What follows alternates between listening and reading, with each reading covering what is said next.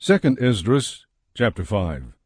Now concerning the signs, lo, the days are coming when those who inhabit the earth shall be seized with great terror, and the way of truth shall be hidden, and the land shall be barren of faith. Unrighteousness shall be increased beyond what you yourself see, and beyond what you heard of formerly. And the land that you now see ruling shall be a trackless waste, and people shall see it desolate. But if the Most High grants that you live, you shall see it thrown into confusion after the third period. And the sun shall suddenly begin to shine at night, and the moon during the day. Blood shall drip from wood, and the stone shall utter its voice. The people shall be troubled, and the stars shall fall.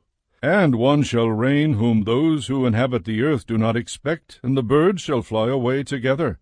And the Dead Sea shall cast up fish, and one whom the many do not know shall make his voice heard by night, and all shall hear his voice.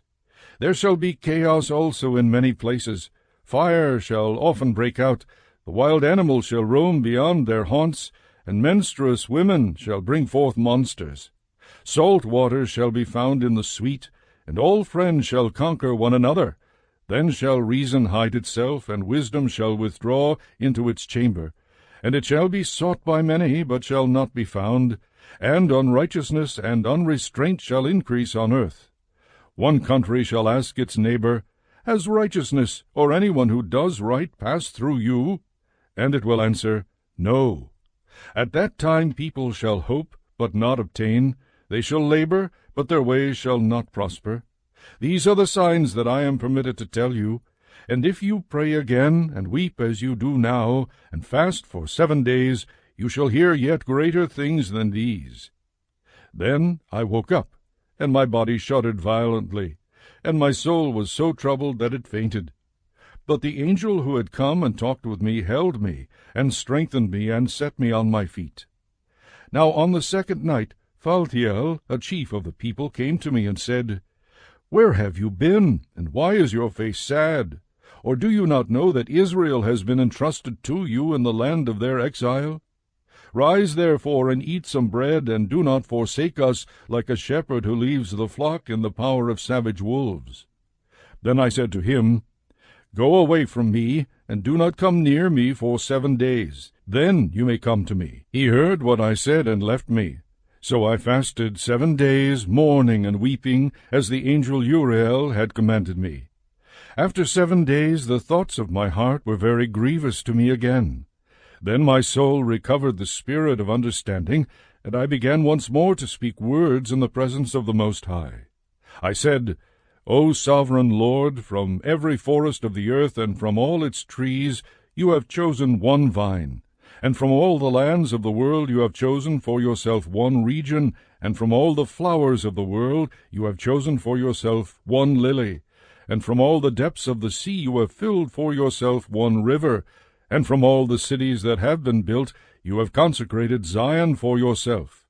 And from all the birds that have been created you have named for yourself one dove, and from all the flocks that have been made you have provided for yourself one sheep, and from all the multitude of peoples you have gotten for yourself one people.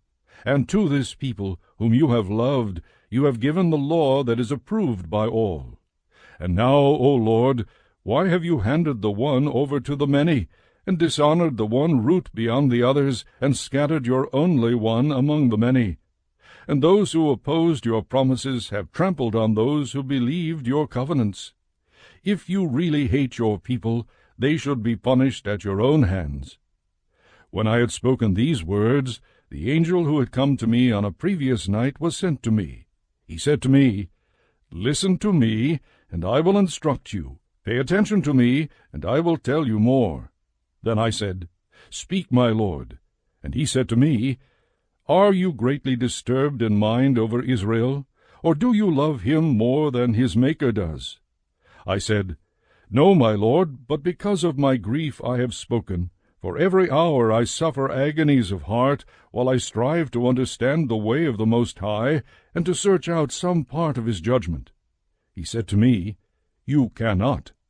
And I said, Why not, my Lord? Why then was I born? Or why did not my mother's womb become my grave, so that I would not see the travail of Jacob and the exhaustion of the people of Israel? He said to me, Count up for me those who have not yet come, and gather for me the scattered raindrops, and make the withered flowers bloom again for me. Open for me the closed chambers, and bring out for me the winds shut up in them, or show me the picture of a voice. And then I will explain to you the travail that you ask to understand.